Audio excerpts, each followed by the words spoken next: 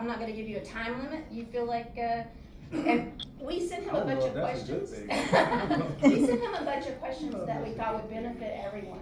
And so he's gonna touch on those, so I'm thinking, you want to just save the questions to the end, or you want people just to pop up when they have a question? Yeah, they just pop up. Okay.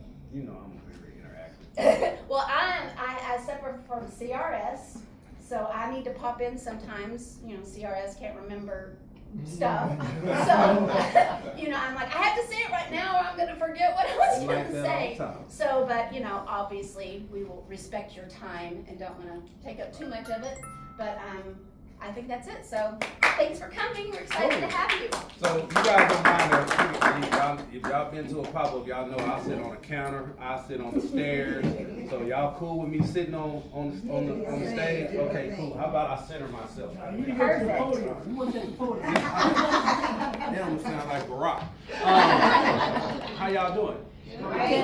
All right, so we didn't necessarily really format what I was going to present to you guys today. I thought we really kind of open up with some interesting things about what's going on in TGB, so you guys will kind of have an idea of what we have coming down the pipe for you guys. And so before I get started, do you guys have any questions before we even get started? No? Y'all good? Okay, cool. So a couple things, man, that we have coming down the pipe that I want to introduce you guys to.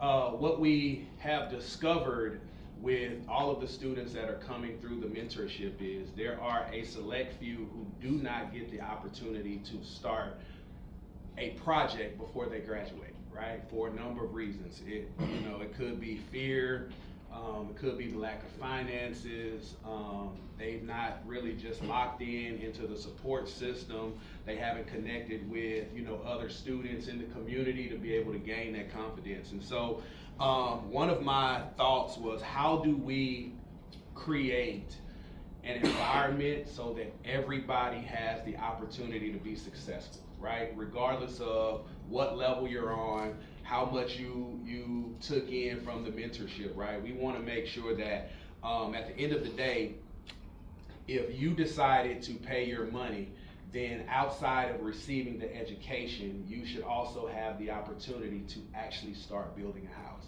And so one of the things that I decided to do about probably about 4 months ago with the strategists is create a separate program from the mentorship that would allow students who don't get into a project either while they're in the mentorship or after they graduate, a program that would give them the confidence to at least go out and start doing something like buying their first piece of land, right? So one of the first things that we're going to push out probably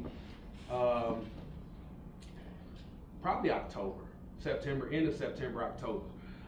It's what we call the Ghost Builder method, right? And so it is a program designed to allow certain individuals to be builders without necessarily being builders, right?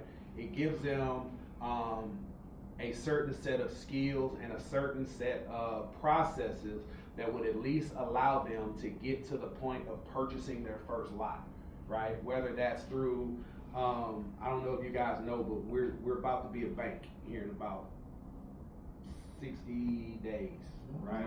We have a company that was created called First Step Financial, right? So we're now technically going to be a bank for all TGB students. What's the interest rate? 2%.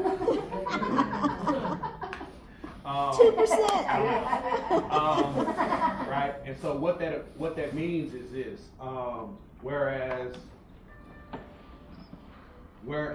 you guys come through the program and you're presented with an opportunity, now that opportunity changed to actually being in business, right? And what I mean by that is, our goal is to go out with the financial institution and purchase about 25 to 50 lots for the community, right? So when you come through the program, whereas you graduate or during the program, you're sourcing lots yourself, we will have a series of lots already in inventory, somewhere between 25 and 50 that we're trying to purchase at one time.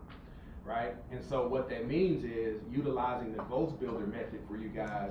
If you go through those processes, it will give you the knowledge to be confident to get into your project by utilizing First Step Financial, but then connecting with another member of the community to actually get a house built for you, right? So what that means is a lot of you are in partnerships right now with other members of the community, right? And so you guys have established yourself as builders, but there are some people who have not gotten into partnerships that are scared to do this themselves, right? Well, the Ghost Builder method is designed to at least give them the confidence to get to the first step, which is purchasing the lot. Now, the second step to that is finding you guys, right, who are in build projects right now, comfortable with going through that process, and now initiating a partnership so that they don't necessarily have to fear building because they have a builder that they can trust in the community, right? So, so that's one of the things. First is the Ghost Builder method. And then by November, we are implementing TGB alumni, right? And so TGB alumni is one of those things that is more so of an elevation platform for you guys who are in the community already, but they're going to be added benefits to being part of the alumni, right? And so I have a few of those. Highlights of being part of the TGB alumni. Let me find them really quickly. So part of the TGB alumni program is, number one, you will have access to, I don't know if you guys know, we're about to create what we call TGB Platinum Series. It's going to be dedicated to all luxury $1 million projects, right? And the reason why we're establishing this program is because once you guys get to a level of becoming spec builders, then there has to be another level of progression that you guys go to. And so in my head, that level of progression goes from affordable spec builds to luxury to development to multifamily, right? That's the business model and progression that we have for your roadmap as a builder, right? And so we've established a pretty good brand, right, as affordable home builders, right? A lot of you that are getting into these projects, you're technically building affordable housing, right? But now there's another level to that, right? And that next level comes in building luxury homes, 800, 900, $1 million plus homes that are more dedicated to a certain demographic, right? So affordable housing has a lot more buyers than $1 million product. But at the same time, if you're looking to grow and scale, your grow and scaling may not be in volume of affordable housing, right? Your grow and scaling may be adding a different product to your tool belt that will allow you to increase your profit margins, right? And so we want to give you guys that opportunity as well.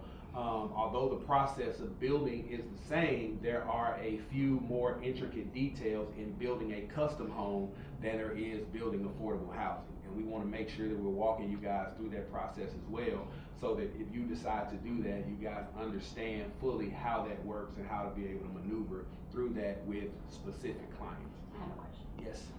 So you've heard people like, do you want to sell 1,000 $5 gadgets, or do you want to sell one $5,000 gadget? I mean, don't you think it's like, if it's the same work to do like a house that we're doing in Forney as it is to do a $300,000 house, so you'd have to do, you know, at least two projects to equal the 700. Does it make more sense to do the bigger one that takes a little bit longer with one crew, one set of crew problems, and not, you know, it's like you're working the same, but or are you working the same? It's like you're working for this amount, but then you're working twice for the same amount. So you ever heard the P. Diddy song, More Money, More Problems? Yeah. Right? Hello, have you seen my age? So here's the deal. Yes, your thought process is correct, right? it is more beneficial and a better use of your time to focus on creating one product with a larger profit margin than you create 5 products that's going to equal a similar profit margin, right? The issue with that is this larger project creates more of a liability because Oh, your ex? yeah, that, and you have to think about the larger the project, the larger the warranties, the larger the insurance, the larger the budget, the larger the chance of things going wrong because it is a larger project, right? So it's a matter of really understanding, right, both processes and what you're willing to take on, right? If $1 million project is going to create, so let me give you guys the reason why I'm going to Atlanta to start building, because their minimum profit margin is $250,000 per house. It really doesn't matter where you build at in one of those surrounding counties, their profit margin is $250,000 per house. So I'm going to Gwinnett, I'm going to Fulton, I'm going wherever I see an opportunity, right? And so, and the reason why that's beneficial is because technically, I would only have to build 2 houses in Atlanta, right? From what I want to achieve, right? I would only have to build 2 houses. I can build 2 houses every 6 months, right? That's 2 a year. Take me 6 months to build one, and we're not talking 6,000 square foot houses. We're talking 3,000 to 3,500 square feet, right? Same concept, same principle, a lot more reward, right? And so I say that to say, yes, it would benefit you to build larger, right? 1 larger versus 5 because you're able to focus more on 1 than you are on 5. Right? Now, some of you get to the point of scaling, which is part of one of the questions that we talked about. How do you scale a home building business? Right? The first way you scale a home building business is by creating processes and systems. Right? Because I have processes and systems in place for my companies like tools that you guys use, like BCP, hiring project managers, and all of that type of stuff, I can build multiple houses at one time, right? So building 5 or 6 isn't a heavy lift for me because all of my processes and systems are the same, right? So for you guys will have to decide what's going to be most beneficial for you utilizing the same processes and systems, right? When you guys get to that larger scale, one thing that I tell people who want to build $1 million houses is there's $1 million cost, right? What I mean by that is your budgets increase, your time frame increase, everything increases on a larger scale project. And then sometimes there's fewer, at the larger price point, there's fewer buyers. 100%. 100%. So what Lawrence just said is there are fewer buyers. So you have to think about your demographic and who's buying $1 million product, right? There's only a certain few people who can afford $1 million product, right? The market pool for affordable housing, 300, 450,000, is a lot greater, right? So you have to decide too, can you handle your $1 million house sitting on the market 7 months? Because you only get one showing a week, right? Remember, your $1 million house comes with $1 million budget with $1 million interest payments. I can tell you from experience that a $986,000 loan comes with a $5,500 a month interest payment. So 5 months to build, you do the math, and then another 3 or 4, maybe 5 months to sell. That's 10 months of $5,500, right? So if you can afford $60,000 of interest payments, then consider it, right? But you also need to understand that it's going to be an increase in something, right? So I said all that to say, the alumni program is going to offer you guys the opportunity to be able to learn and understand from a level of luxury home building, right? And so There are a couple other things to that as well. So you'll get, what we're going to do is start planning annual trips for alumni members. So as a part of the alumni community, you will get two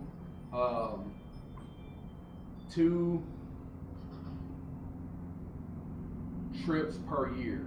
So you'll get one domestic and then you'll get one international, right? Those are paid for. Everything is paid for by me except your plane ticket, right? So as part of the alumni program, that's included.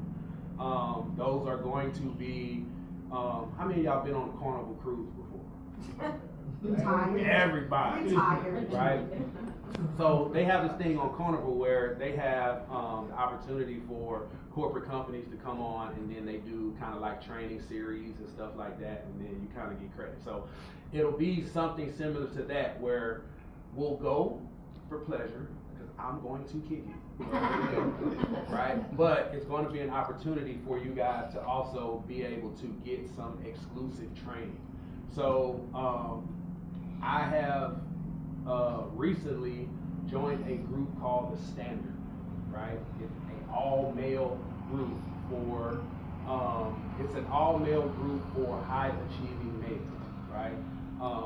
Your criteria for entering this group, you have to make over 200K per year to even be considered, right? The reason why I joined this group is because it gives me access to be able to connect with high-achieving individuals, right? And so an example of that is I sat down with a guy named Ricardo from Miami last night, and Ricardo operates one of the largest real estate hedge funds in the United States of America, right? Ricardo wants to give everybody money.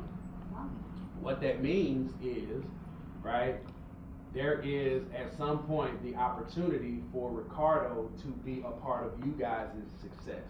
Not like a regular lender, right? Like Ricardo, the regular house lending stuff that we do with American Heritage, Ricardo's not, he's not looking at that because his fund has so much money. They want to go out and buy apartments, right? They want to go out and be able to buy large scale stuff, right? And so the reason why this community, the Standard, is important is because there are over 2,500 high achieving males that I felt like I could connect with that's going to benefit the TGB community at some point, right? And How so large the group is right now, 2,500? yeah, they're about 2,500 worldwide.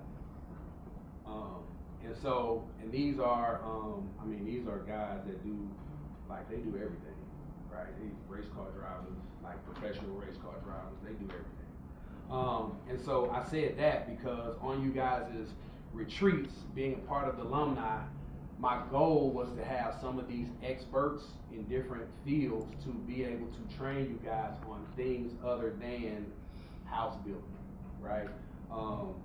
Financial wealth management, mindset, like all of this stuff that you technically need in building but also need in life, right? And so the two immersive trips you guys will get.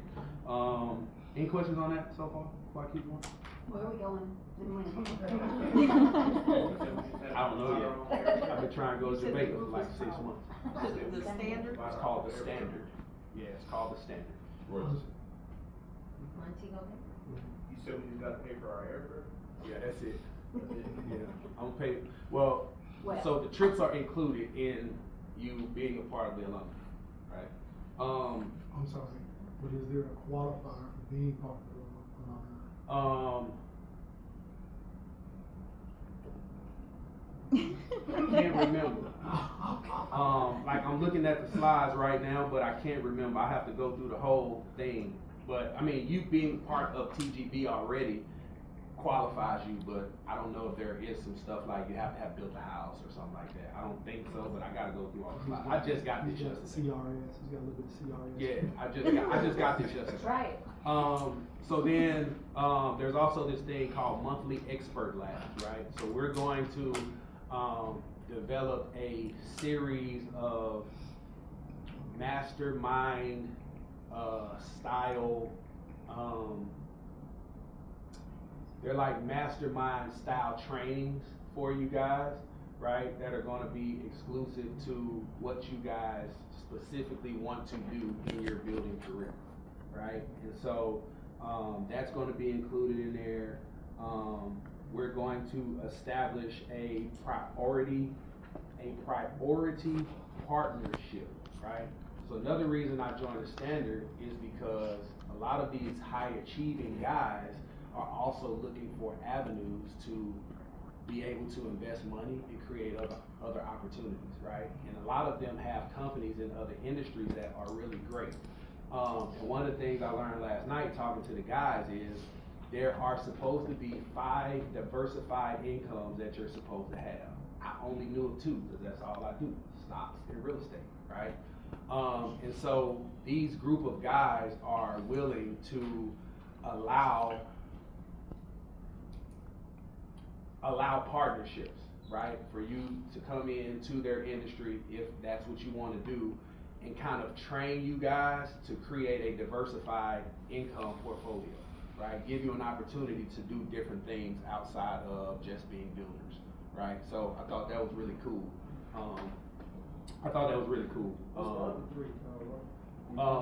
I didn't even get to the other 3 last night. So when I get to them, I'll let you guys know. That's all we talked about was stocks and real estate because that's all I got right now, right? And so I want to be able to create an environment outside of just home building, right? And so, financial freedom and generational wealth comes with a lot of stuff. And there's a lot of ways that you can make money and create generational wealth that a lot of us don't even know about because we've never been on a level of having enough money to do so, right? And so, being exposed to that, I want to be able to expose everybody to it. And so those are one of those things, being a part of that group is going to allow that to happen. You guys will have a private alumni portal, just be for you guys. You guys will have, I talked about the luxury building type of stuff.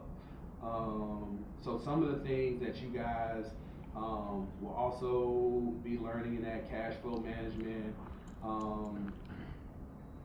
deal flow management, mindset and leadership, and a couple other things that they have on the list. So those are things that are coming, right?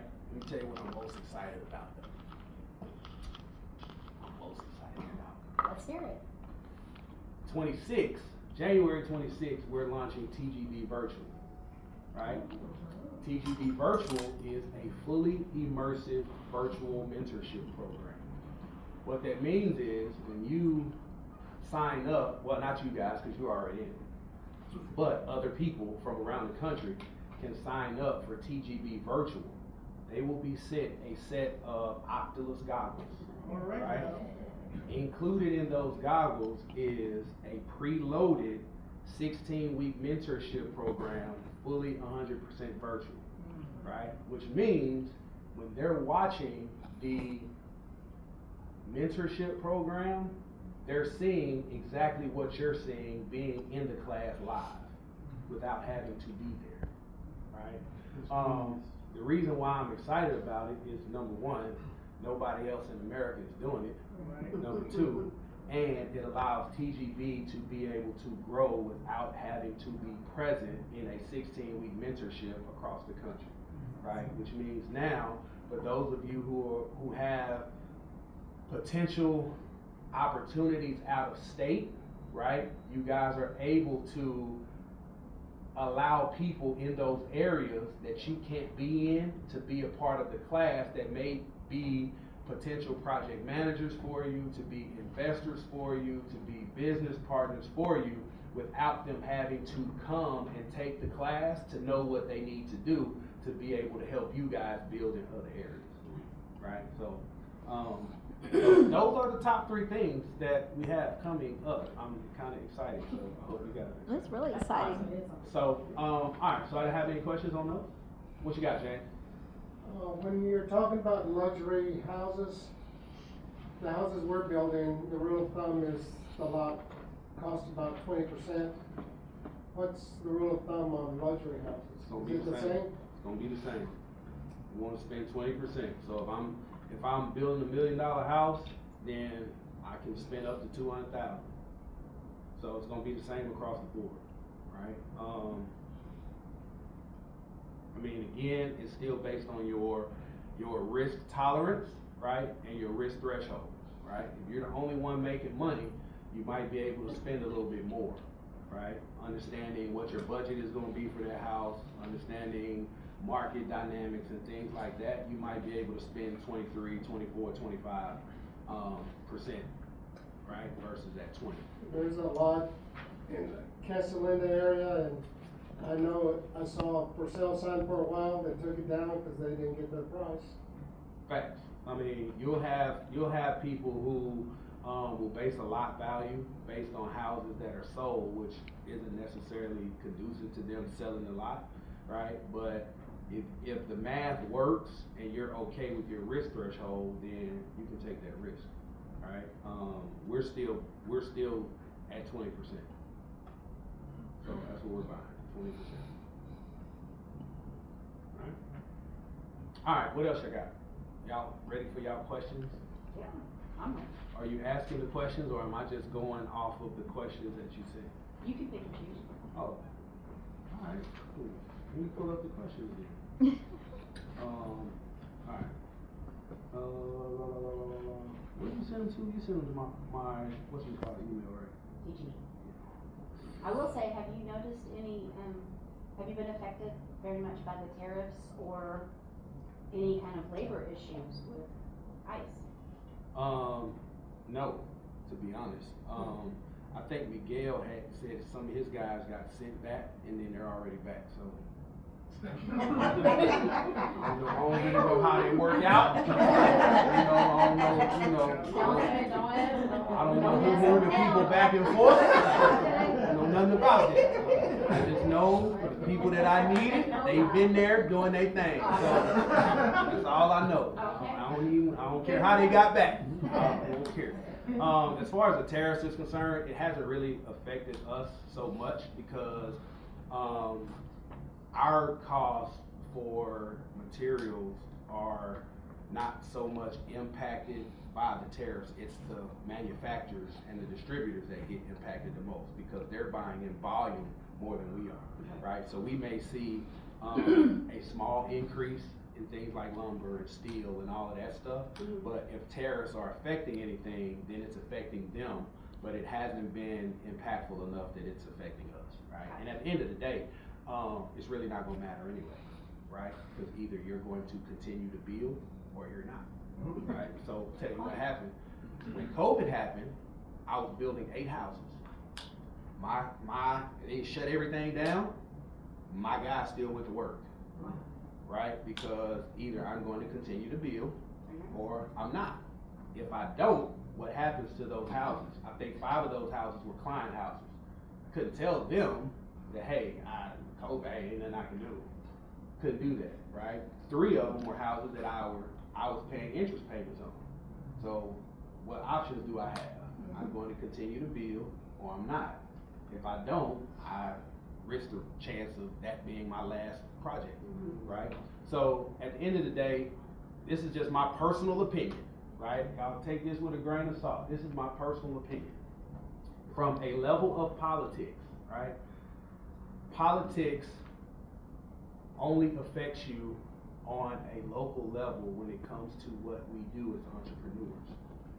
The reason why I say that is because you're going to have to do what you do to provide for your family regardless, right? How many presidents it's been since I've been building? Trump, Barack, what's the old guy name? Bytes. So I've been building 10 years. That's 12 years worth of presidents.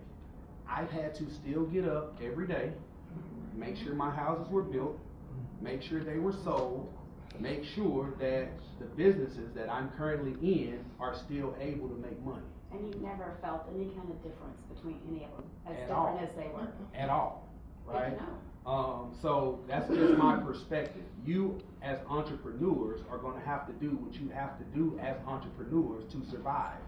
Now, if you're working corporate America, that's different. they control your livelihood at that point. Hiring, firing, pay raises, pay decreases, all of that. As an entrepreneur, you're in control of that. That does not matter who the president is, right?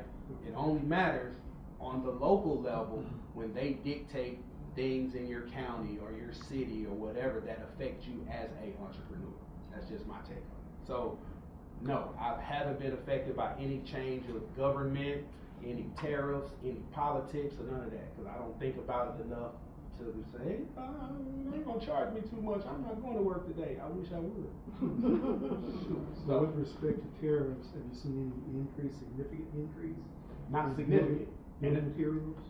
And that's what I'm saying. So for us, it doesn't hit us as, like, I'll tell you what, when COVID happened, we had more increase in materials when COVID happened than this whole tariff thing. Oh, Right? We saw OSB go from $12 a sheet to $48 a sheet in 2 weeks. Wow. 2 weeks. A 2x4, a 16-foot 2x4 was $8. It's $2.73 right now. $3.23, something like that. It went to $8. Like $30 to like Right? $100 So a roll, right? there was more impact during COVID than it is during the tariffs, right? Because the tariffs aren't meant to tax us, right? They're meant to tax larger companies who's making a whole lot of money. Those are the manufacturers and the distributors, right? So you probably won't see it. So I missed the information about the arrangement with Home Depot. Can you talk about that a little bit? Yeah, so for those of you who don't know, Home Depot has become an exclusive partner, right? They're really trying to compete with Texas Building Supply, right, as the premier partner. So what they've decided to do is they're going to give you guys, number one, exclusive discounts, right? Every time you come through, you mention TGV, they're going to give you exclusive discounts. But then number two, once you start a project, they're going to automatically give you a $25,000 line of credit, right? Just for being part of TGV. You don't even have to be in a project. They're going to give you $25,000 line of credit. Once you start a project, though, they're going to increase that line to $150,000 per project, right? What that means is you have the ability to not have to come out of pocket any money for your bill, right? Home Depot has the ability to supply your entire project from start to finish, everything except the foundation, right? So all of the materials for lumber, HVAC, roof, shingles, they can supply everything, right? And so they're going to give you $150,000 line of credit for starting your project. Now, there are some caveats to that because they're working with people like American Heritage to make sure, you know, that we're minimizing risk on defaults and all of that type stuff. But they are giving you guys up to $150,000. Yes, sir. So, I know weeks before I had, you know, applied with Home Depot and stuff like that, and I guess they had talked with Anthony, because I didn't know about this, but he was stating that the issue was the logistics with Home Depot. Is that something that y'all been maybe working out or whatever, that the logistics was a nightmare? That's been my problem with Home Depot since I've been building, right? So remember, Home Depot is a distributor. They're not a logistics company. So what usually happens is, say for instance, I'll give you an example. I had 760 sheets of drywall delivered to a townhome I was building in Greenville, Texas, right? Unlike other suppliers, Home Depot uses a third-party company to actually put that material inside of your house. So these 700 sheets of drywall was delivered to this townhome, and the company that was supposed to come and put it inside the townhome didn't come. Guess what happened? Right. We got rain though.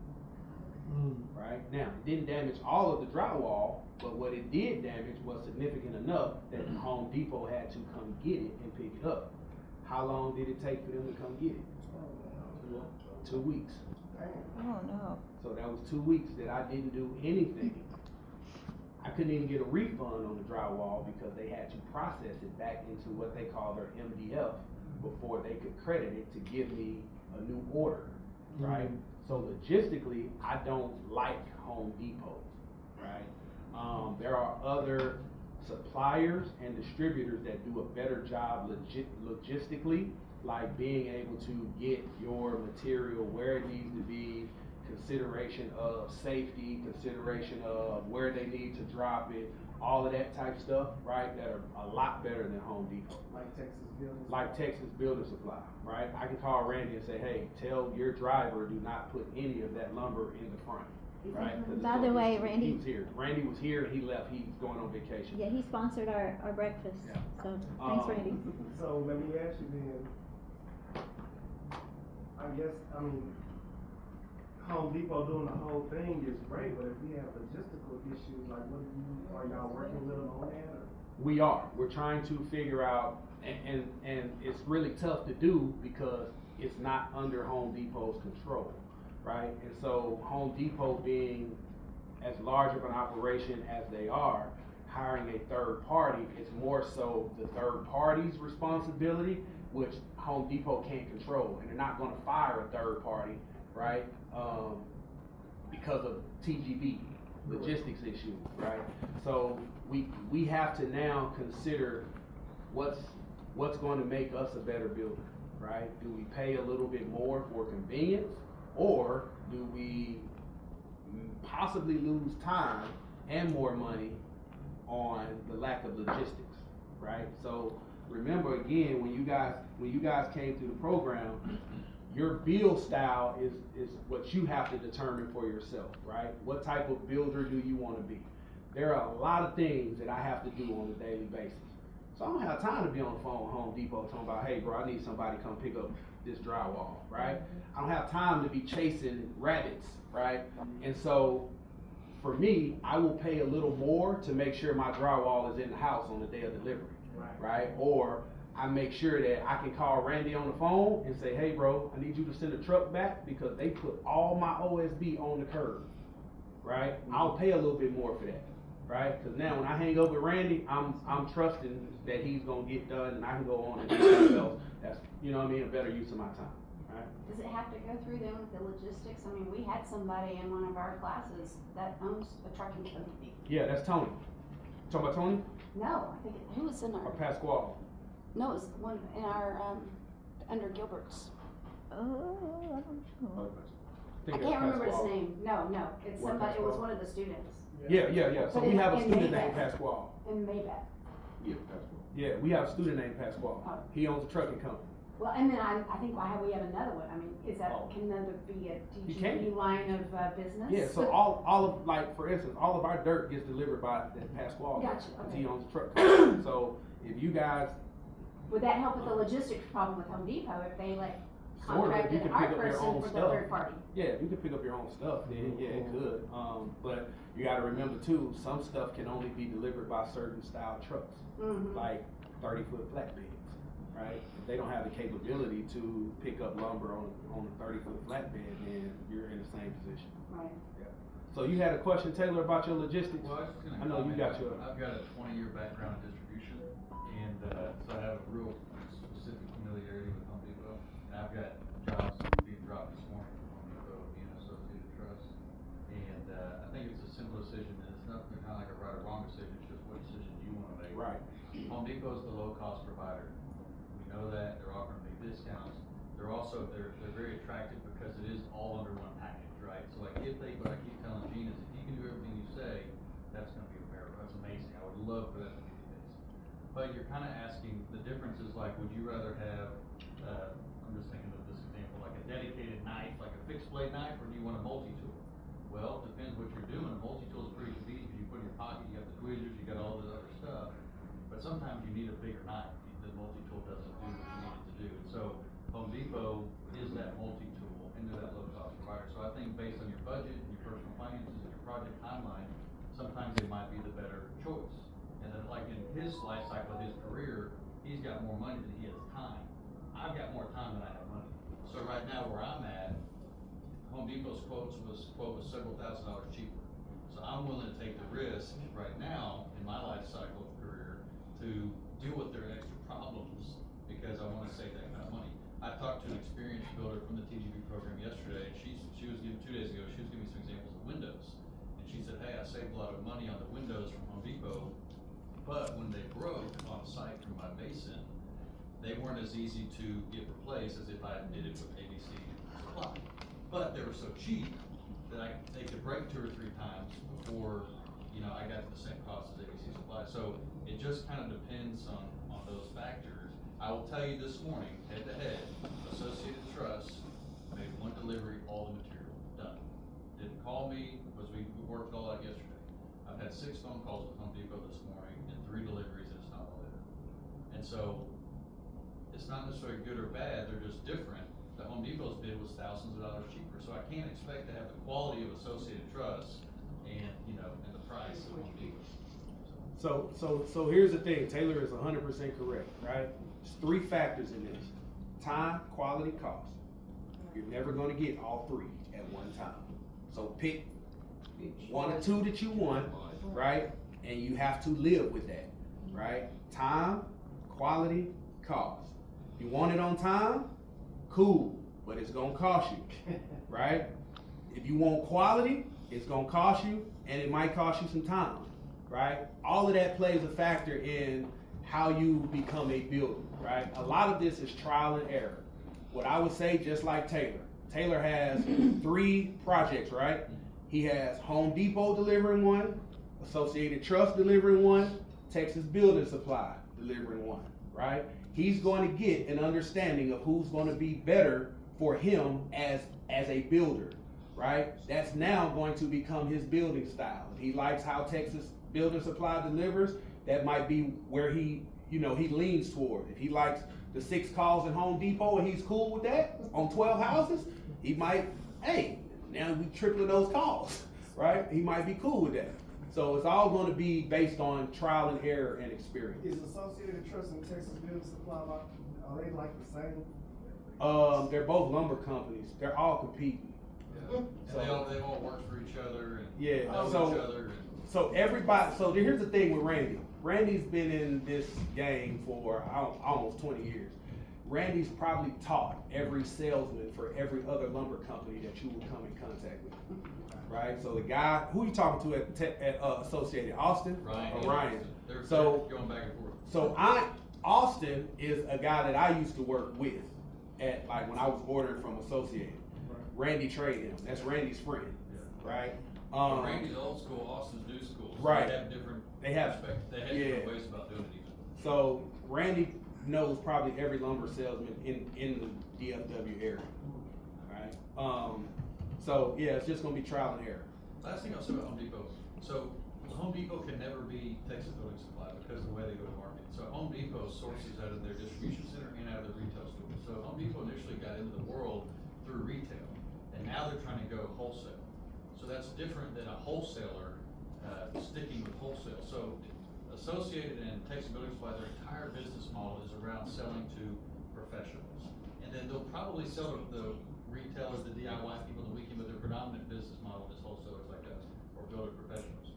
Where some people's going swimming upstream now. So they have a deep desire to build relationships with builders at this kind of level, but they're really competing against the companies that have been doing this for decades. And so they are pulling material from the DC, or from the FTCs they call it, in all the retail stores. So you will probably more than likely get your full bill of material, but it's just they're sourcing it from all these different places. And it's gonna take them a long period of time to get their inventory in that FTC that's dialed into this market, and the market changes, right? But it's gonna take them, so they're saying they wanna do this, and I believe that. I just know how much time it takes to get from where they're at to where they wanna go. They have a lot of money and they have a lot of reach, but still they cannot turn the clock back and do what Texas Building Supply started 30, 40, 50 years ago. It's just gonna And take from time. what I learned, that you said that all they doing is going to Randy and buying up bulk. Some of the stuff they do. Yes. Some of the stuff they buy from Texas Building Supply. So if you guys don't know, Texas Building Supply is the largest lumber distributor in the state, like in the country, I think. They bought, I want to say they bought 30 lumber companies in the last 5 years. So they're the largest lumber distributor in the nation. So everything doesn't say Texas Building Supply, but a lot of these lumber companies in other states and other regions are owned by those LMBC. Yes, ma'am. Boyce, I have 2 questions. Do you have the contact of the Home Depot person, and also, with the Texas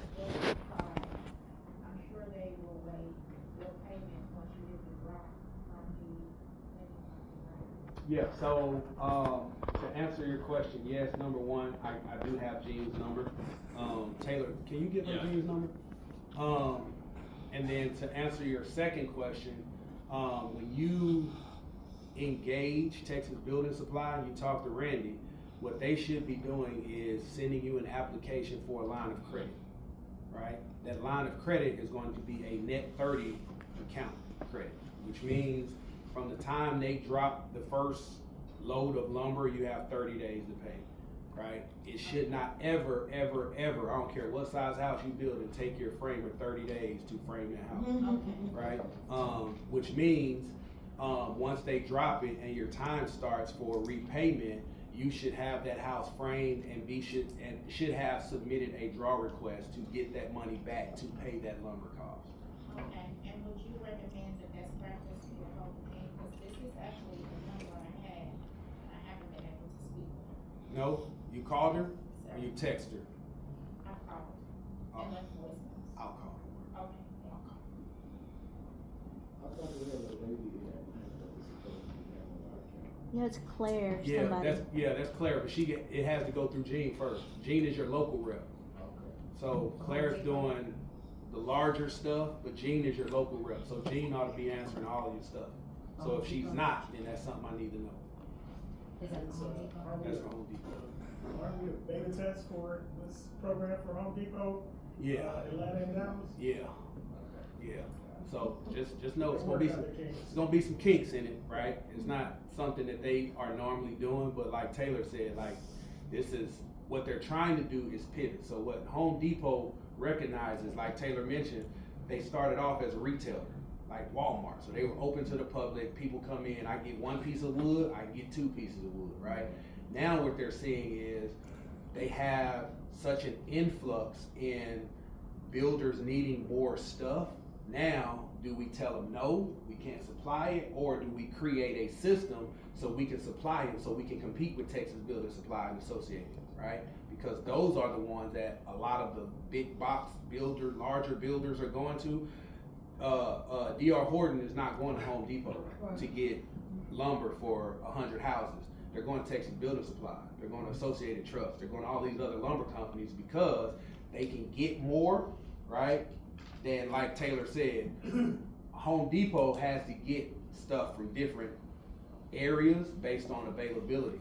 If I go to Texas Building Supply, I know almost 98% of the time they got everything I need to get what's being done. So now Home Depot is trying to compete with all of that, you know what I mean, to get more revenue and stuff in. So they're creating things just to compete. And just so y'all know, It'll take time. they've tried to do this before. Some of y'all might have heard of a company called HD Supply. Yup. So HD Supply was something that came out quite some time ago. They sold it off because it was not successful, and then they've since bought it back. So I would just say proceed with caution. Don't not proceed. I'm proceeding, but it's not going to be the level of service that you're going to get from some of these other incumbents that they're recommending. Yep. Yes. What do you do if you got assigned to some other local rep from Home Depot? Like I put my app in through Claire, and she had someone email me. His name is Obeki, Obeki with. See Carlisle. Owuka. He out of Atlanta. So he might be, so you gotta understand how they work. So you have account reps, right? You have national account reps, and then you have like local account reps.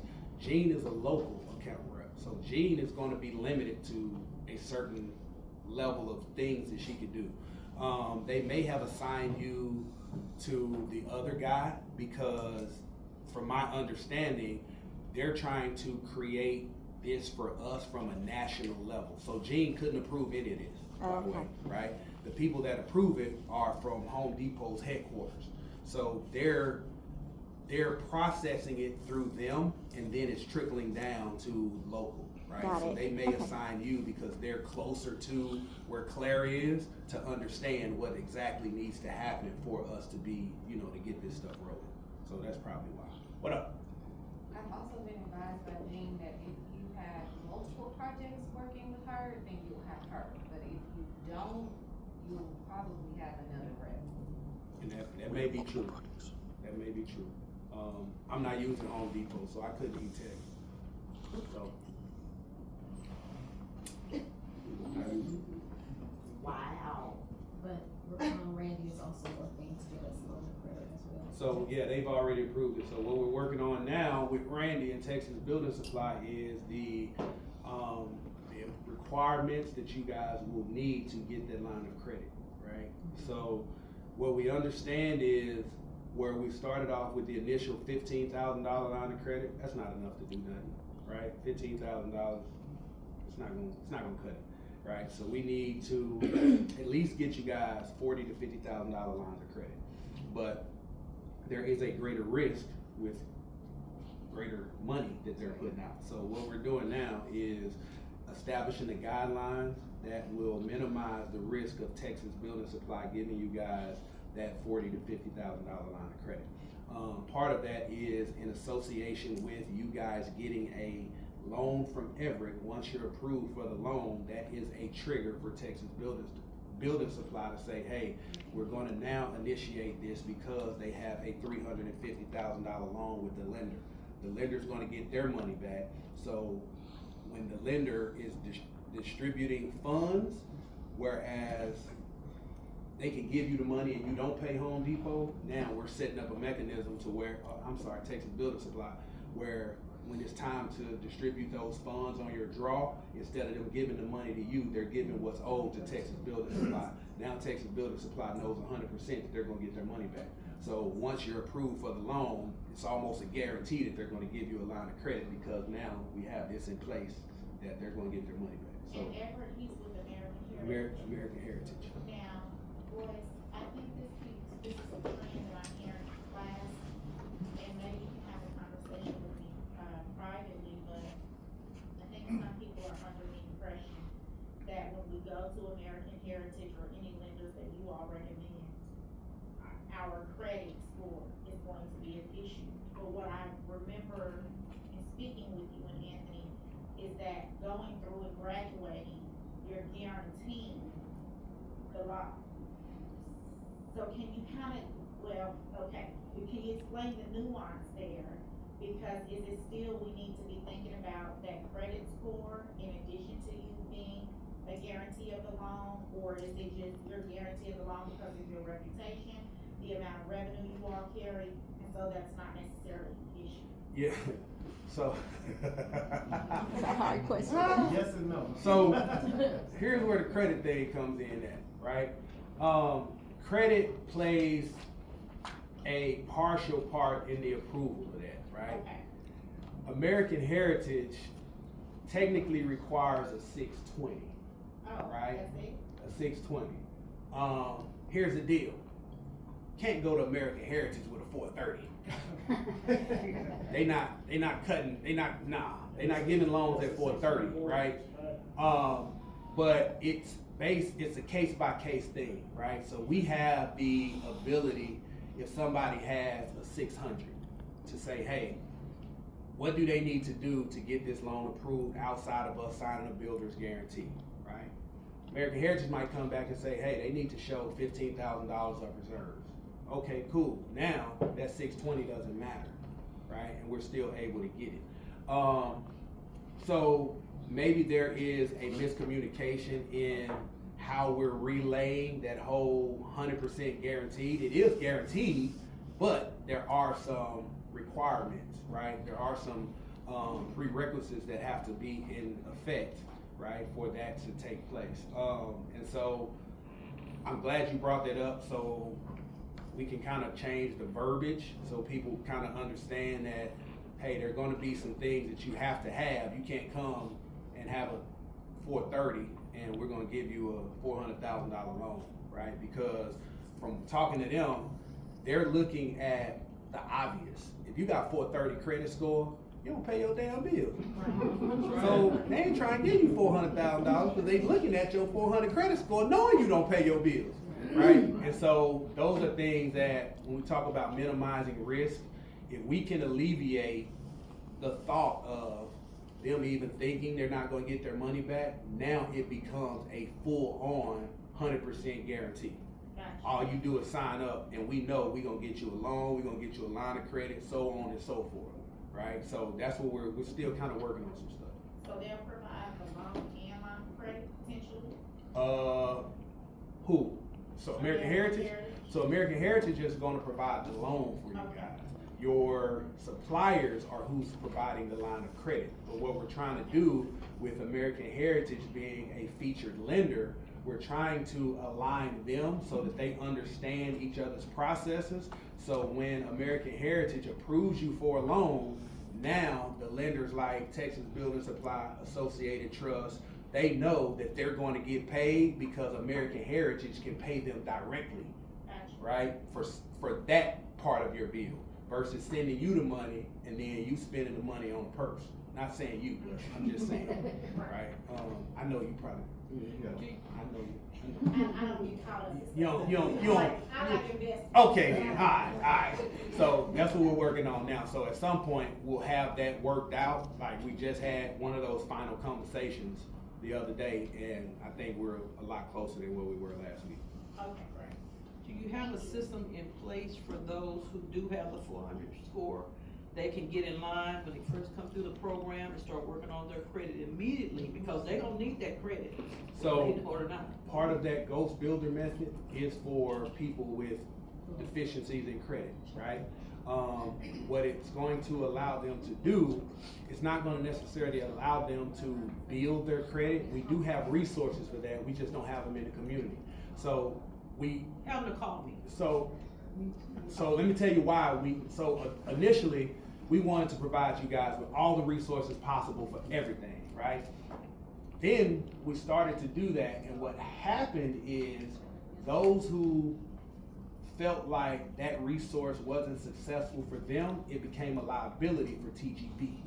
So whereas she needs credit repair, we say, all right, we're gonna send her to you, right? She doesn't get what she thinks she needs from your service. Guess who she blames? TGB. So what we had to do was kind of dial back the recommended services and not add so much. We still have them as a service, but now, if you guys notice, we don't recommend a lot of people outside of trades unless they are a featured partner that we know we can almost control, right, with certain standards, because when we did, it's not them that gets the liability, it's TGB who gets the liability. And so us as people think we're a builder. We're not home builders. We're an education consulting platform. That's all TGB is. We have not built one house, right? We have not purchased a piece of land as a company. We're an education consulting platform. So people misconstrue them being builders and the resources related to building versus we're just giving you education and consulting services. Right. What you got? The realtors in the group, there's a lot of us in the group. You can always reach out to them because they typically will have a person or a company that they use for credit repair. Now, how does that work, Royce? Let's say you're doing a joint venture. From my understanding, under that joint venture agreement, the two people or parties are coming under one LLC, correct? So with that being said. Not necessarily, but Okay. ask your question. Okay, so then will the lending company be looking at everyone's credit, or will the one person in the group that might have the highest credit score carry that? Everybody that's listed on that application has to have a credit report ran on them or credit background, right?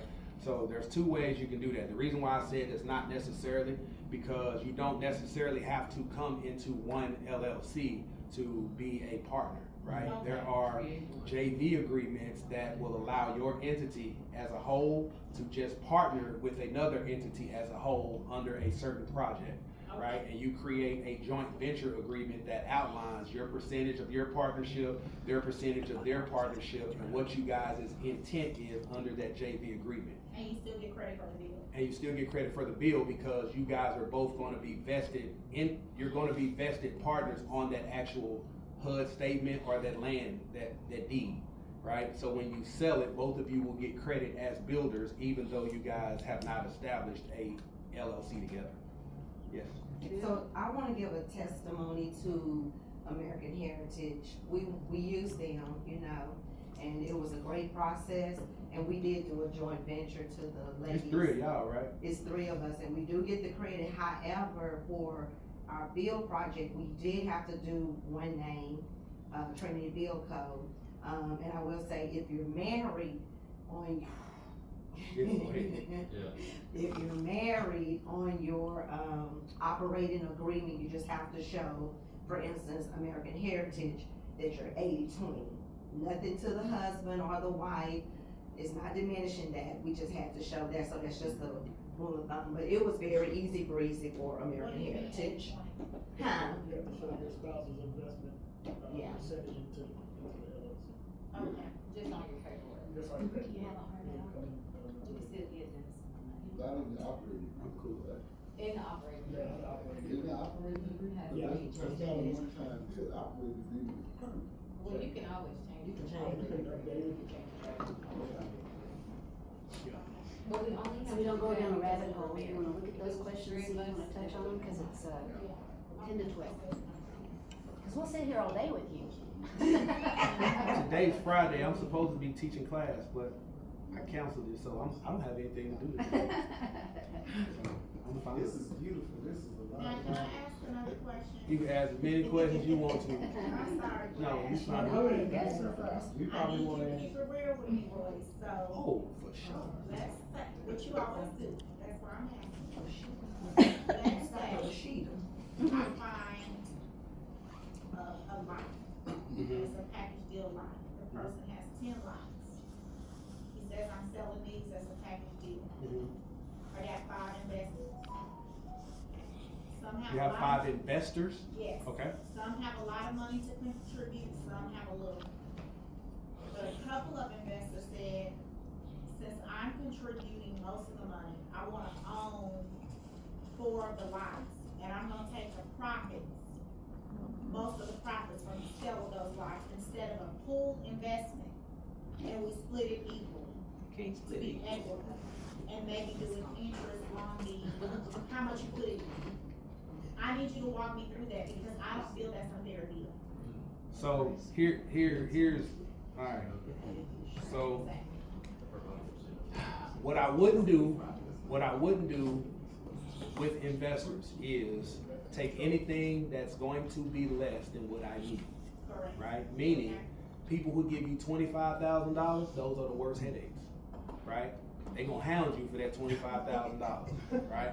People who are willing to invest hundreds of thousands of dollars, they understand the risk behind that. $25,000, that's probably the only $25,000 they got, right? So that's gonna be a headache. So I would, the $25,000 people that ain't gonna be a portion of what you need, don't get rid of them. Let them do something else with that $25,000. As far as the other individuals with the larger lump sums of money, what I would do is prioritize their investment, right? If I only need $100,000, then these people gotta wait, right? The other 4 investors, they have to wait. I would take that $100,000 and assign it to a particular project, right? The reason being is because now you're only concerned with them getting their return. Once they get their return, okay, cool. But what you don't want to do, for a number of reasons, what you don't want to do is pool a lot of people's money together without a projected outcome for that money. Correct. Number one, it becomes a SEC problem for you, right? Because now you almost in like that Ponzi scheme setup, where like seriously, like Yeah, it's like a lot hustle disguised under a joint venture agreement, and it's not. and right. So what I would do is when I'm at a project, I would take one investor's money and assign it to that project. These people, you don't need their money until you have a project. Now, if they want to give you that money, go find a project for them to invest in. But I would take what I need for this particular project and I would go and invest it. What if we need all the money for the whole package? That's what I'm saying. Then I would figure out how to associate that money to certain parts of the package, right? If you need all the money to buy 10, this $100,000 can't cover all 10 and they're gonna get profits on all 10. No, this $100,000 is gonna cover $50,000 for the first 2 lots, That's all they're gonna get a return on. The other $100,000, that's another 2 lots. They're gonna get a return on that. It's not just because you gave me a pool of money to buy the whole package that your money covers all 10 of those. That's not how that works, Makes sense. right? So you assign them, you allocate that money to a certain piece of the project if you're buying in bulk like that. And let them know, this is your agreement, this is what your lot covers. So when we sell these houses, you're gonna get your initial investment back plus whatever your terms are, 15, 20% or whatever, but that's all you got. That's it. Thank you. Yes. Because you have on the verb. Correct. Yeah, so if that's the case, then they're only for the lot purchase. Yes. You, Do it cause, yourself. yeah, that's, yeah, GC. that's it. What you got? You're talking about more about deal structure. So are you gonna teach a separate class or something that focuses on deal structure? I can if y'all want me to. You should. Yeah, I can. I got like 5 building companies. I got partners everywhere. That's one thing I can tell you. I got partners everywhere. They Indian, they black, they white, I got Mexican partners, I got everybody. Do you keep up with all of that yourself? No. Oh. I barely keep up with my name. Yeah, if y'all want me to, I will. Yeah. What do you want to know specifically about deal structure?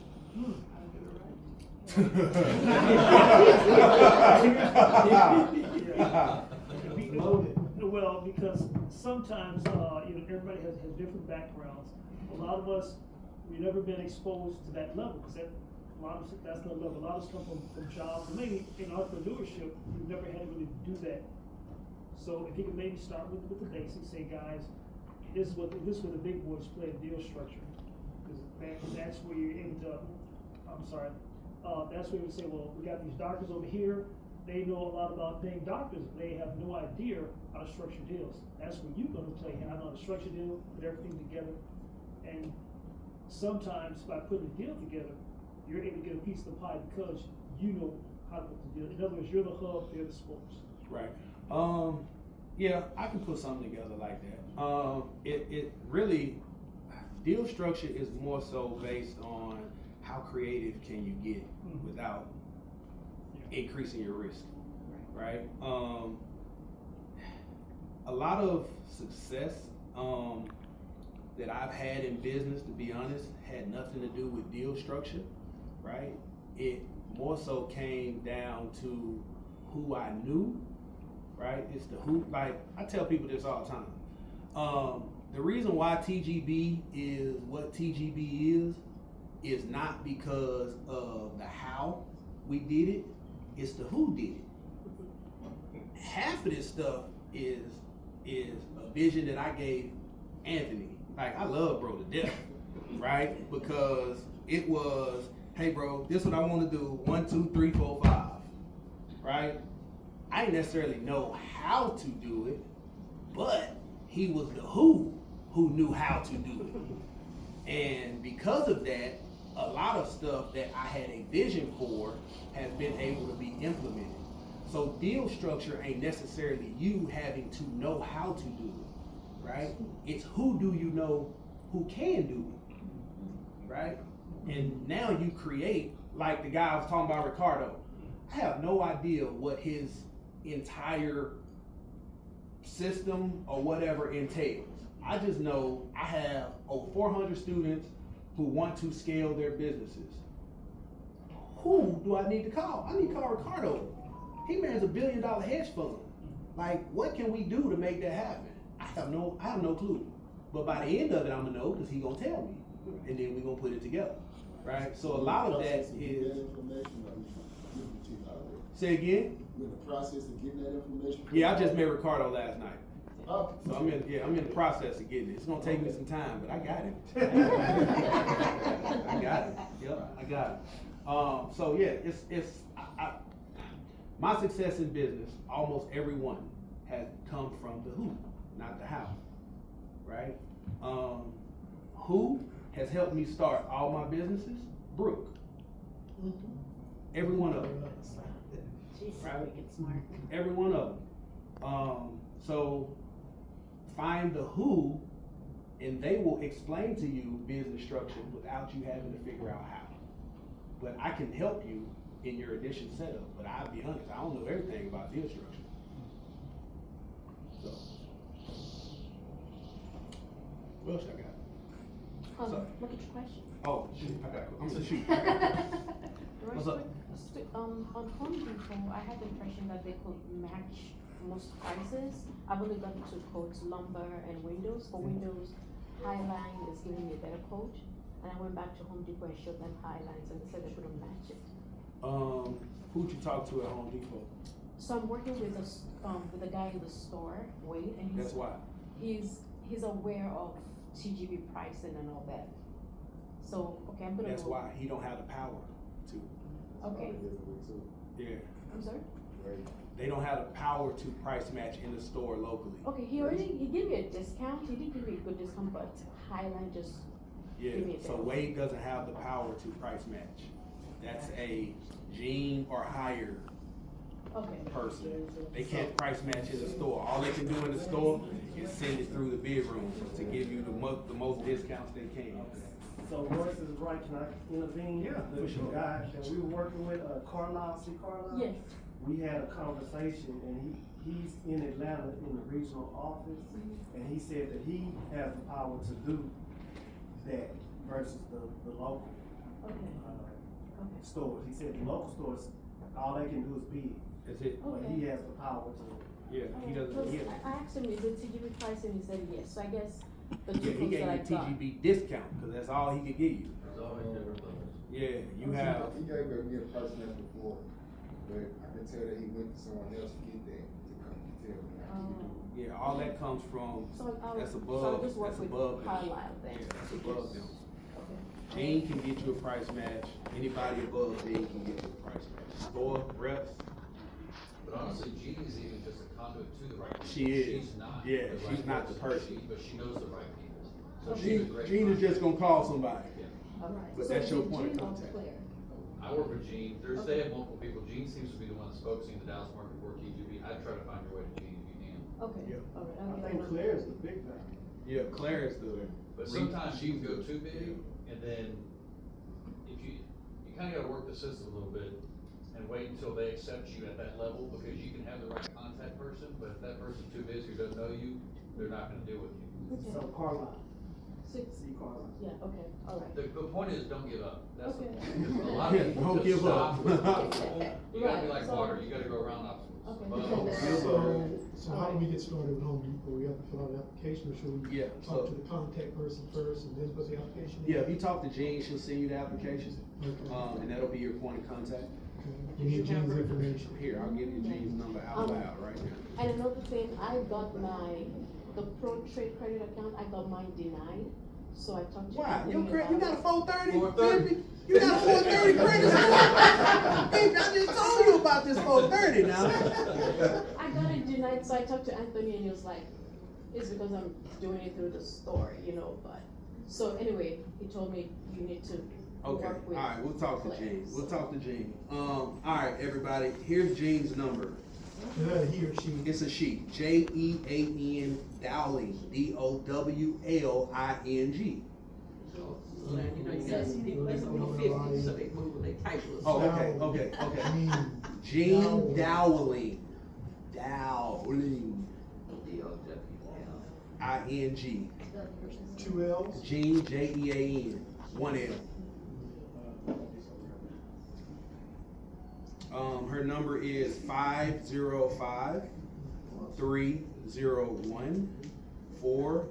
505-301-4173. And if she does not respond, let me know. So 505-301. Repeat it one more time. Shoot, I got it. 505 There you go. 301 4173. Thank you. Thank you. You're welcome.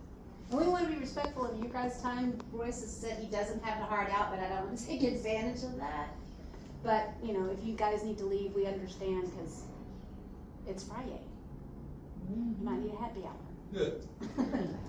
I might need a happy hour. She's the regional. Dallas.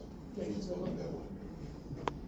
So whatever questions you think are the most important for us to know, Out of our, I think what we said, 10, something. Something like that. Let me see. Anything you really wanna? All of it? This was a question that I like. It says, knowing what you know now, if you could start your career in building all over again, what would you do differently? Tell you one of the greatest things that I didn't learn until probably 3 years ago is leverage, right? If you guys buy a piece of land, do you know you can go to any bank, get appraisal on that land, and they will give you a line of credit to match that appraisal price? I never knew that. So I was buying land out of my own pocket, utilizing my own money to build houses that took a long time to build, right? Or to kind of see my return back, right? If you use leverage, right, you can leverage what you already have to be able to gain financial resources, right? So however you can leverage time, however you can leverage your money is going to be the best benefit to you as a builder, right? As many lines of credit that you can get with your 700 credit score, right? Then go do that, because that is going to be leverage that you have to keep from spending your own money. You mean personal line of credit or business line of credit? Most businesses are going to use your personal line of credit anyway. I mean, going to use your personal credit anyway, right? But if you have good credit, that's a way to get your business and a credit account, a line of credit, right? How long does that normally? Say again? Like, let's say you're in business 2 or 3 years, will it be before they start, okay, only looking at the business, not looking at your personal, or what kind of time do they want? So you can establish business credit in 90 days. I got a whole course on business credit on my computer. I'll give it to you. That's fine. What bank would you recommend? I know that, 'cause I got good friends. You own land right now? So I own properties, I own personal. so you can go leverage your properties. That's even better, because what I would do is I would get an appraisal on those properties, right? You get an appraisal on it, say you got a property that's worth $300,000. You take that to the bank, they will match what that appraisal is and give you a line of credit against it. Now, that does not mean that they're going to own the property or whatever. You're still going to own it unless you default on the line of credit. But that's going to give you access to a line of credit that's not your own money. So now you have $300,000 of the bank money that you can go do whatever you want to do with in real estate. Purchase land, build a house, whatever the case may be. Is Now, it a credit card or? no, it's a line of credit. It's a line of credit. And you have to pay it back when You pay it, as you use it. As you use it. So it's a monthly payment. They're only charging you what you're using on that line of credit, right? How I've used line of credit before is I've taken a portion of the line of credit and I go purchase a piece of land, right? Now I have the land. I know how long it's gonna take me to build a house. I'm paying the minimal interest payments on that line of credit because I have bank financing already. But because I use a separate line of credit, I own the land according to the bank, right? So now got 100% line of credit that I'm utilizing to build a house while paying minimal interest payments on my line of credit. It makes sense? Yes. Right now, when I build a house, when I finish building the house and I make my money, I'm paying off that line of credit, taking the rest of it and doing it all over again. So repeat what you just said again. Because it's a lot of steps to what you just said. Oh, shoot. So you gotta The rewind. first thing you said was leverage. Okay, leverage, right? And when I'm talking about leverage, I'm talking about you have to have something to leverage, right? So you either have to have land or property, right? Both of those are great. If I have land, then what I want to do is get an appraisal on that land with a proposed structure. I got a 5,000 square foot lot. I'm gonna build a house on it. I'm gonna take those plans that I plan to build to the bank and say, hey, I have this piece of land over here. This is what I plan to build on it. Can you give me a line of credit for this proposed build? They're gonna say, hey, yeah, we're gonna appraise this proposed house at $300,000. Now I have a value of what that's worth with a house on it. They're gonna give you a line of credit somewhere between 75 and 80% or more of that appraised value. Now you have an established line of credit. That line of credit does not say you have to go build a house, right? That's just the value of what it's worth if you build on it. Now you take that line of credit, I'm gonna go buy another piece of land, $50,000 that I am gonna build a house on immediately. Right? It makes sense? Now, I'm paying the minimal interest payments because a line of credit is not like a hard money loan. You're not paying 12 or 14% interest. Right now, I think lines of credit interest is 6. No, it's lower than that. It was 7 Yeah. 3 months ago. A lot of small banks have better interest rates. I think it's 7.1 or 6.8 or something like that right now. Yeah, it's a lot cheaper.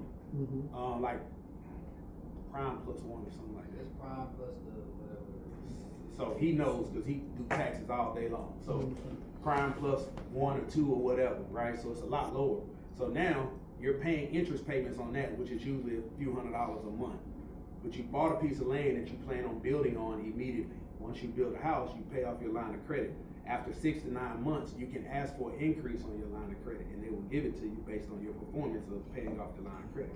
So, can you talk about everything you just said in relation to your personal risk tolerance? Because everything you said is completely accurate, but everybody in this room has a different risk tolerance. And so, bringing your personal credit and then taking that money and tying that into your business, there is some risk involved in that. It is. So, okay, I tell you what, talked about this last night at the table. Who you want to be, Dave Ramsey or Robert Kiyosaki? Why? Good question. Well, Dave Ramsey doesn't like credit. Yeah, Dave Ramsey doesn't like credit. Okay. One of them is safe. One of them is risk adverse. They're both right? rich. They're both rich, but one is a lot richer than the other. Yeah. Right? Now, and one of them got richer quicker than the other. Right? Dave Ramsey's safe. It's going to take you a lot longer to create wealth in Dave Ramsey's strategy. Robert Kiyosaki creates a greater risk for you, but you're going to get wealthier faster. Reason I asked that question was based on the risk tolerance, right? How long do you have to create the desired wealth that you want is the question, right? You got 40 years? Maybe, maybe not, right?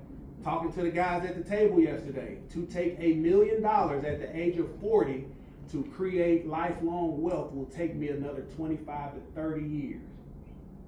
I'm 45. I don't know if I got that long, right? Dave Ramsey's way, right? But to create wealth in a risk-adverse environment, Robert Kiyosaki's way, I can take that 1 and turn it to 10 in about 4 years, right? So, who you want to be? When it comes to what Taylor was talking about, most businesses are going to require you to utilize your personal credit, right? Does not mean that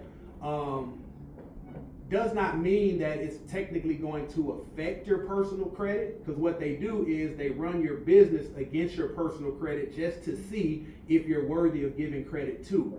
The only time that affects your personal credit when it comes to business is if you default. Now, my second question is, how much you trust yourself?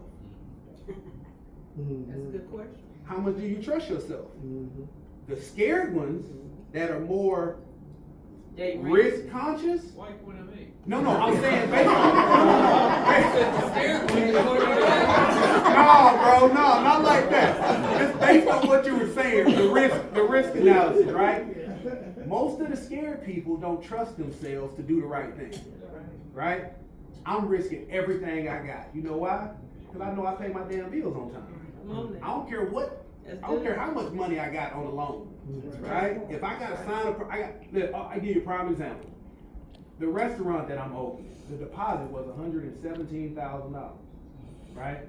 I got a 10-year personal guarantee on that building at $18,000 a month is my note for that, to rent that building out for 10 years. Did I hesitate to sign a builder's guarantee? I didn't, because I can't lose, right?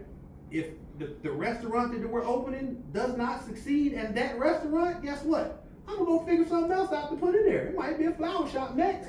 I still got 4, 5, 6 years to go. That's your Right? hookah lounge. So, Your hookah lounge. it's gonna be, it might turn into a hookah lounge. Don't worry, it'll be everything. That's where TGB had their meetings at. Oh, we have class in that thing. I'm gonna figure it out, right? So it comes down to, do you trust yourself? Are you disciplined enough to make sure that what you want is going to happen? Most people who are not willing to put up a personal guarantee for their success are afraid of themselves. Can't get Risk nervous. averse. Okay, now, with you going out there, you brought this building, okay. How do you deal with the thoughts of the doubt saying, hey, can you make this work? Knowing you got that payment coming up, you know, then you got everything else. How do you deal with that? So, that battle right there. Yeah, I'm saying, let's get personal. Man, honestly, you really have to, you gotta drown out, like, where's that doubt coming from? Then you look back at the evidence of why you shouldn't listen to the doubt, right? TGB started from nothing. My construction company started from nothing. If I can't do it, who else can do it, right? So, yeah, it's gonna be doubts, because, I mean, I'm already out $117,000, right? And so in September, I think September 14th, they want their first $18,000 rent payment. We ain't even open yet. We're open to the 7th week of September. So it either boils down to either I'm gonna do it because I believe in myself enough, or I'm not. That's what you up against. How do you believe in yourself? Right? What is your mindset for your success? You know what I'm saying? People fail, and I try not to listen. So my personal problem is I compare myself to other people, right? Which is why I work so much. Because if I see somebody doing something that I think is greater than what I'm doing, I gotta go do more now, right? That's my problem. A lot of people will compare what they see other people doing and talk themselves out of what they could do. So it's a matter of disbelief in themselves that causes people to fail 100% of the time. It's not that they can't do it. They talk themselves out of doing it, looking at other people. What you got? I'd like to just share a short testimony about that, right? I think I pretty much was afraid for a long time, even though I've been in and around real estate and real estate investments for the last 30 years. It took me getting into my 60s and retiring at 62 with a little bit of a retirement, decent, right? And saying to myself, you know, okay, you don't want to go to work for nobody, but you still need income. What are you going to do? Whether you're just going to live off of your savings, remember how long that lasts? Or are you going to take that money, right, and do something else that's going to set you up for future security, right? And so sometimes I think you have to be pushed into your destiny and what you have been desiring to do. And so that's kind of my testimony. That's where I am today. You know, the last 3 years I've been doing stuff that I kind of was afraid to do, you know, when I was in my 30s, early 30s. You know, me and my wife, probably when first house we owned, we rented that out for a while, and then we decided to sell it, right? And took the money, got into a real estate deal with hard money, lender, right? And lost our seat on the deal, and it kind of gave us gun, what do you call it, gun shy, you know, for a while, you know. But then we started seeing other people around us, you know, the younger coming up, like, man, they did it. Heck, we need to be doing something, man. You know what I mean? And then TGB came on. And scared money don't make no money. Scared money don't make no money. That's my dad used to say, playing domino. What you gonna do, son? Scared money don't make money. So, yeah, somebody else had their hand up over there. I thought, what you got? I want to know what restaurant you opening. Oh, it's called Velour. Okay. Yeah, it's called Velour. So I got a whole Tell me restaurant about it. brand. Where? It's in Victory Park. It's a block from the American Airlines arena. Cool. Are we gonna Velour. know about Like the the grand fabric. opening? Velour. Huh? Are we gonna know about the grand opening? You are. You're gonna know about the grand opening. What kind of foods it gonna have? Huh? What kind of food? It's an upscale restaurant. So If you guys have ever been to like the Henry or the Charlotte or one of those type of restaurants, it's similar to that. Okay. A different, say again? We'll see. Different, Gilbert and them are doing the build out right now. Yeah. Oh, really? If y'all won't go, just let me know and I'll take y'all by there. They're doing the build out right now. What is the address? Can we drive by? Yeah, it's 665 High Market Street. It's right in the center of Victory Park. Like literally I can walk to the W and the American Airlines and all of that. Cool. What was your inspiration for the name? So I have a brand of hospitality ideas, right? I got a company called Art Dial Hospitality. And so the line of hospitality venues are based on fabrics. So velour was the first line in the whole design. So we got velour, we have velour, we have pinstripe, we have cashmere. So cashmere is a lounge. So it's called Cashmere Lounge. That's our second establishment after we opened velour. And then we have pinstripe, which is a bar. So we have a restaurant, we have a lounge, and we have a bar. Look at you, man. It was who? All I did was give them the money. Right. I have no idea about how to run hospitality. Nothing. It was the who. We just talked about it. Yes, sir. The guy, one of my partners, I have two. Well, I have three now. One of my partners has been in hospitality for 15 years. So, you ever heard of Dakotas? Yeah. He created the menu for Dakotas back in the day. What else? It's a couple other steakhouses that he created the menu and been general managers for. I don't know nothing about hospitality. Nothing. He's like, hey bro, I got these ideas. You want to invest? 100%. 100%. And so that's where it came from. And now it's there. So, opportunities, yes sir. Okay, finish the bank analogy with this, young lady asked about it. You know, you talk about the banks and getting the lending from the bank for the land and. I'm sorry. Let me say one thing about that. I wanted to say this. What you said about the banks the second time, when you explained the second time, what you said differently was, not only did you take your land or your lot, you said you take plans to the bank and you get an appraisal based on what it can become, right? After repair. That was major right there. Yeah, That the part was potential. major. Yes. Yeah, so remember, they're only gonna appraise a piece of land at market value for the land. No proposed structure on it. Right. When you take them a proposed structure, now they have to value what the potential of that structure and land is. That's why you do that, to be able to get a higher. So the appraiser is doing the value based on the plan. So can I tell you a secret? Yes. You can hire your own appraiser. Okay. You can hire your own appraiser. Okay, tell them what your value is. So I got an appraiser in my pocket right now named Adam. I have a story about that. What you got? My house was appraised, or my plans were appraised in Forney. We were doing the pro forma. I changed my budget to, I think, 105. American Heritage came back and said, oh, no, we're not gonna, how did you change that? And you're not gonna make, well, no. Had to have a rush appraisal, and it was more, but it was the next day. And guess what? I'm appraised for like $100,000 more. Watch this. Guess who appraised it? Adam, I know, cause I got that $10,000 bill, that American Heritage. That was my rush. Yeah. What you got? Let me make sure I'm correct. Yeah.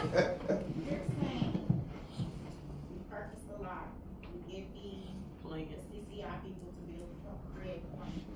We take that plan to American Heritage along with your appraisal value, and that's what they're going to base the construction budget on.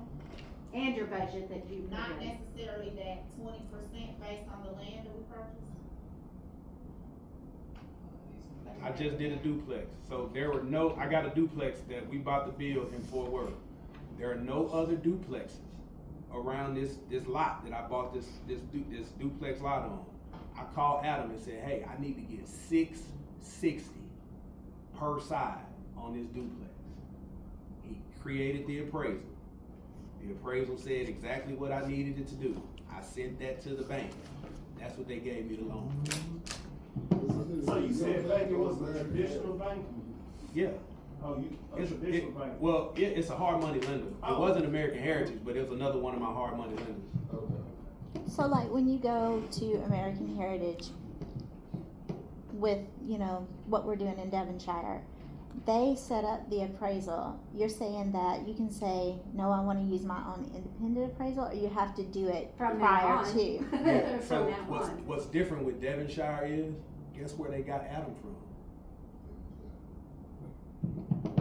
They got him from us. Adam was our guy. Yeah, So we sent Adam to, because there was problems with that first appraiser. absolutely. So Okay. hey, guess what? We got our own appraiser. Use him. Everett Okay. said, okay, cool. And they are gonna reimburse you that $1,000. Absolutely. Okay. Everybody wins. We need Anthony's phone, we need Adam's phone number. Well, all right. I'll give you Adam's phone number. I need Adam's phone number, real bad.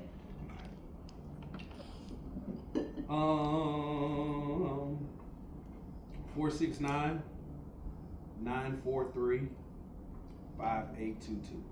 Can you say that one more time? This is Adam. 469-943-5822. Tell Adam that you're part of TGB, or he gonna tax you on that appraisal cost. What's Adam's last name? What's his last name? I gotta look at.